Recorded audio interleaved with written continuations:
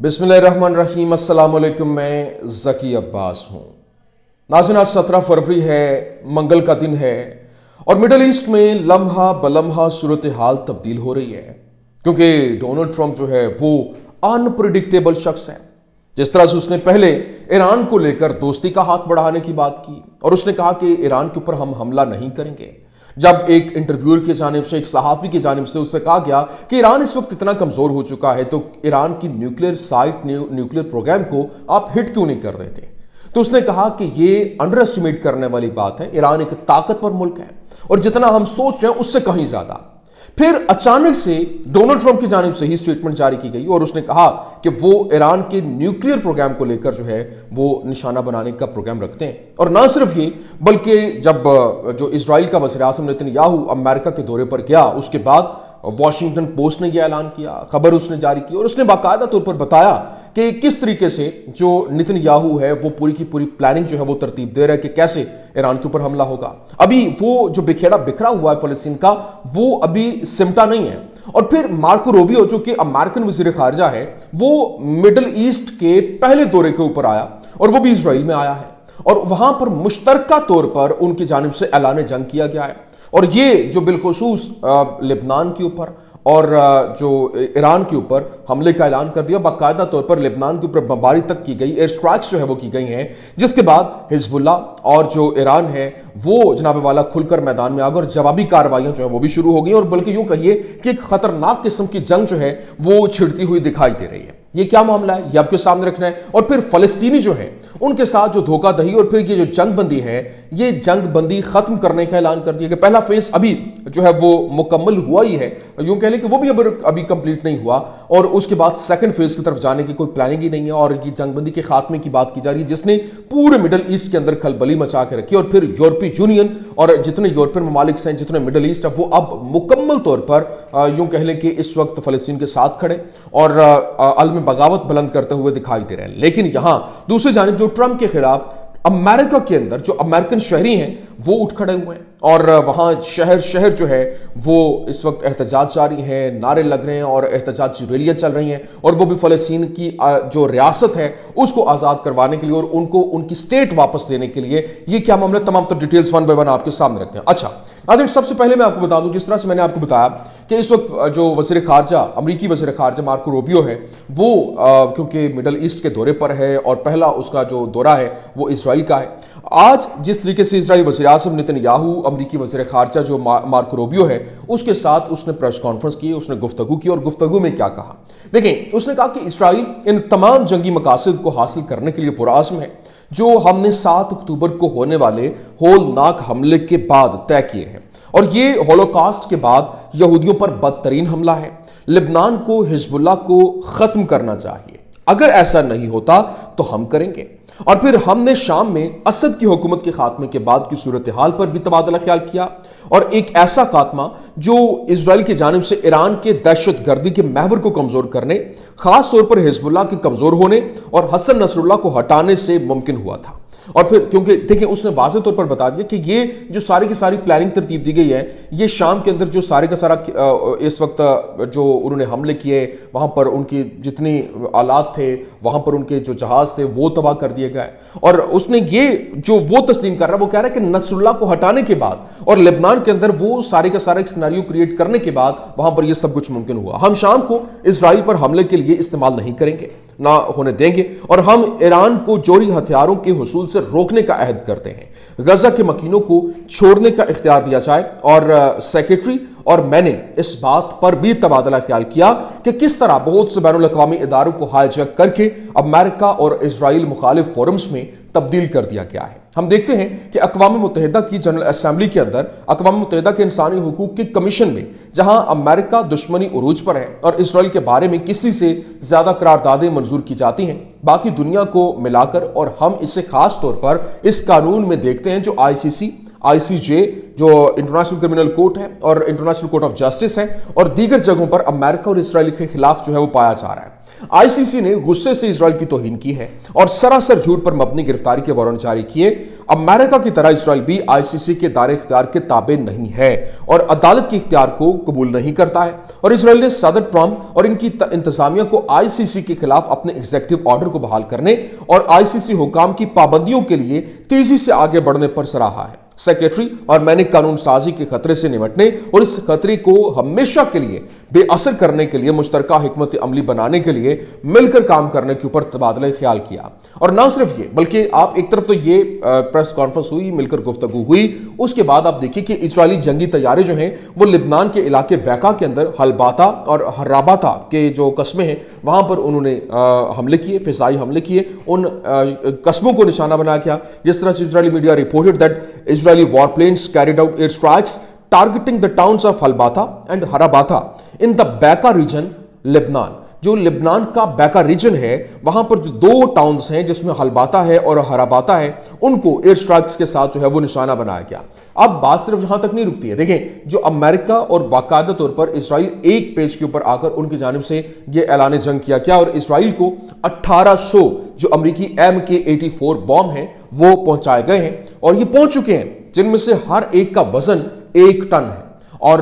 Biden इंतजामिया ने यह खेप रोकी थी, जबकि ट्रंप ने आते ही इसकी इजाजत जो है वो दे दी है। आप अंदाजा कीजिए, एक तरफ तो ये जब से मामला बनाए उसके बाद क्योंकि लिबनान पर भी हमला, ईरान की न्यूक्लियर साइट के ऊपर हमला और ये पूरी की पूरी प्लानिंग तरतीब देने के बाद वहां पर हमले जो है वो जारी किए गए, जिसके बाद हिजबुल्लाह जो है वो भी एक्टिव हो गए और उन्होंने भी जवाबी वार करने का ऐलान कर दिया। उन्होंने कहा कि अब उसी तरह से जवाब दिया जाएगा, किसी किस्म की जंगबंदी के जो मुआहदे को फॉलो नहीं किया जाएगा, भरपूर तरीके से हमले किए जाएंगे और जवाब दिया जाएगा। ईरान जो है वो भी इसी तरह से भरपूर तरीके से तैयार है और उन्होंने कहा कि एक भी अगर हमला होता है तो उसका ऐसा मुंह तोड़ जवाब दिया जाएगा कि यहां इनके पास भागने के लिए जगह नहीं होगी। ये क्या जो एक स्टोरी है वो उसको पूरे का पूरा मंजरनामा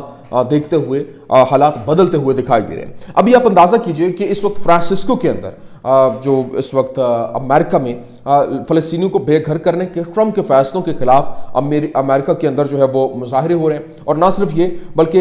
ये नारे लगाए जा रहे हैं कि गजा बराए फरोख्त नहीं है। और ये टोरंटो कनाडा के अंदर फलस्तीनी अवाम को बेघर करने के ट्रंप के मंसूबों के खिलाफ जो बर्फबारी के दौरान लोग हैं वो बाहर निकले हुए हैं। और ना सिर्फ ये बल्कि अब जो स्टारबक्स के CEO है ब्रायन निकोल, उसने कहा कि उसकी एक वीडियो बड़ा तेजी के साथ वायरल हो रहा है जिसने कहा कि बायकॉट मुहिम का कंपनी की सेल्स और रेवेन्यू के ऊपर नुमाया असर पड़ा है। और निकोल ने कहा, देखिए ये वो बायकॉट मुहिम है जो कि हम मुसलमानों ने शुरू की थी और ये हमने उसमें भरपूर तरीके से जब ये वॉर छिड़ी थी उस वक्त ही इसके लिए जो है वो आवाज बुलंद की गई थी और कहा गया था कि आप अपना हिस्सा इसमें डालिए। अब निकोल ने कहा कि हमने किसी भी फौजी ऑपरेशन की हिमायत नहीं की है और बाकायदा जो बायकॉट मुहिम का मनफी असर सिर्फ मशरिक वस्ता तक महदूद नहीं था बल्कि अमेरिका में भी कारोबार पर जो है वो असर पड़ा है। और लेकिन जो आप सिर्फ और सिर्फ टर्किया की बात कर लीजिए, अभी गजा पर जंग के दौरान जो बायकॉट की वजह से इजरायली जो सपोर्ट सिस्टम है, अमेरिकी फास्ट फूड रेस्टोरेंट है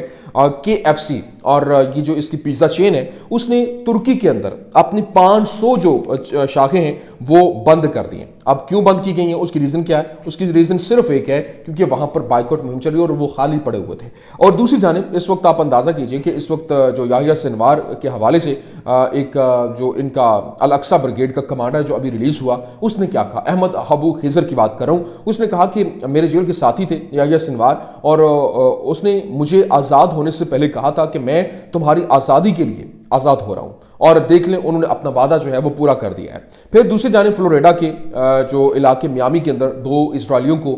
निशाना बनाया गया है, उनको जो है वो शूटिंग के वाकयात वहां पर पेश हुए और उन्होंने दावा किया कि यह हमला एंटीसेमिटिक जो है वो उसके अंदर है। और फिर उन्होंने अरबों की मौत को लेकर कहा कि अरबों को मौत हो और हमला अवर दर हकीकत इजरायली था। और उसने कहा कि वो समझता था कि वो फलस्तीनी है और दोनों को इस वजह से निशाना बनाया कि फलस्तीनी समझ कर, लेकिन बाद में पता चला कि ये तो जो है वो इजरायली है। लेकिन अभी आप अंदाजा करें कि इजरायली अदालत ने 5 साल कुदसी बच्चा जो है वो फ़लस्तीनी बच्चा, उसको लेकर मोहम्मद ज़लबानी इसका नाम है, उसको 3 लाख शक्ल जुर्माने के साथ 18 साल कैद की सज़ा सुनाई है। मोहम्मद ज़लबानी को 13 फरवरी 2023 को गिरफ्तार किया गया था और इस पर एक फ़ौजी के कत्ल में मुलविस होने का जो है वो इल्ज़ाम है, जिसके बाद उसको जेल के अंदर, जो जेलों में 365 बच्चे हैं और वो नाबालिग हैं, लेकिन उनको सज़ाएँ जो है वो सुनाई जा रही हैं। और फिर दूसरी जानिब इस वक्त आप अंदाज़ा करें कि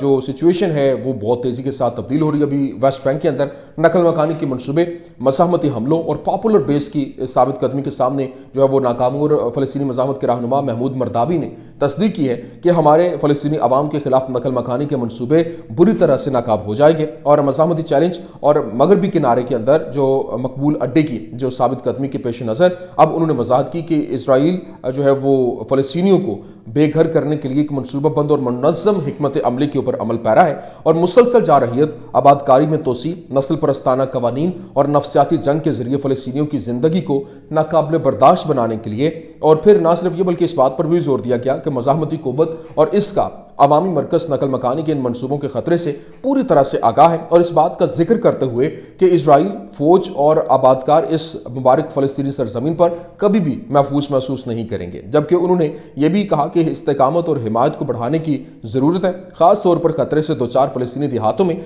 और तरक्याती मनसूबों को फ़रोग़ देने और जो इसराइल की पॉलिसियाँ हैं उनको बैनुल-अक़वामी फोरम्स पर लाकर अवाम के सामने रखने की ज़रूरत है। लेकिन यहाँ जो ये 7 अक्टूबर को कभी ये जो मामला शुरू हुआ, जिसको कहते हैं ये 7 अक्टूबर को शुरू हुआ था, ये बेसिकली 7 अक्टूबर को नहीं हुआ था, बल्कि ये फ़लस्तीनी मज़ाहमत की बुनियाद से 16 साल, मतलब ये हमास की बुनियाद से 16 साल पहले की बात है कि 7 अक्टूबर से 52 साल पहले जो नस्ल कुशी का इरादा जो मौजूद था, लेकिन कर्नल रिज़ाव यतज़ाक यानी आबादी को गवाही जो है वो सामने आई है, और उसने कर्नल यतज़ाक जो है वो इसराइल के कर्नल है, और उसकी जानिब से टीवी के ऊपर बैठ कर कहा गया, इसराइली टीवी चैनल के ऊपर, इब्रानी चैनल पर बैठ कर कहा गया कि जिस दिन में गजा की पट्टी पहुंचा, मैंने एक पुरहजूम इलाका देखा जो लोगों, बूढ़ों, बच्चों, नौजवानों से भरा हुआ था, और मेरे नुक्ता नज़र से वो सब जो है वो अस्करियत पसंद थे, वो सब दहशत गर्द थे, उन्हें नीसो नाबूद करने की ज़रूरत है, मैंने यही सोचा था। और फिर अभी गवर्नमेंट मीडिया ऑफिस की जो सरबराह है सलामा मारूफ, उनकी जानिब से, गवर्नमेंट मीडिया ऑफिस के जो सरबराह है सलामा, उनकी जानिब से कहा गया कि इसराइल का मोबाइल घर और भारी सामान लाने से इनकार का ऐलान इसके वादों और जिम्मेदारियों की वाज़े जो है वो उसके ऊपर मुकरना है जो उसने जंग बंदी के मुआहदे और मुंसलिक इंसानी प्रोटोकॉल के अंदर दस्तखत किए थे, और ये इस मुआहदे की नाकामी का वाज़े ऐलान है जिसकी मज़ाहमत ने तस्दीक की है कि वो इसकी पाबंदी के तौर पर तवील अरसे तक इसकी पासदारी करेगी। ये इनकार पूरी दुनिया को दिखाता है कि मुआहदे की राह में रुकावट डालने वाला फरीक कौन है, जिसके लिए ज़ामन सालिसों को मुदाखलत करने और इसराइल पर दबाव डालने की ज़रूरत है कि उसने क्या दस्तखत किए हैं। और गजा में नस्ल कुशी की जंग के नतीजे में हमारे अवाम जिस तबाहकुन हालात की ज़िंदगी का सामना कर रहे हैं और वो जिस इंसानियत सोज मसाइब को बर्दाश्त कर रहे हैं, वो पनागाह और दीगर ज़रूरियात की तमाम ज़रूरियात जो हैं उनको पूरा करने में ताख़ीर, हिचकिचाहट या इन्हिराफ को बर्दाश्त नहीं कर सकते। हम सालिसों और आलमी बरादरी से मुतालबा करते हैं कि वो अपनी जिम्मेदारियों पर डटे रहें और गजा की पट्टी को दोबारा दरकार तरजीहात के मुताबिक फौरी तौर पर जवाब दिया जाए और इसराइल पर दबाव डाला जाए और इसको पाबंद करें कि वो अपने वादों से बचने या पीछे हटने। तो 2.4 मिलियन जो लोग हैं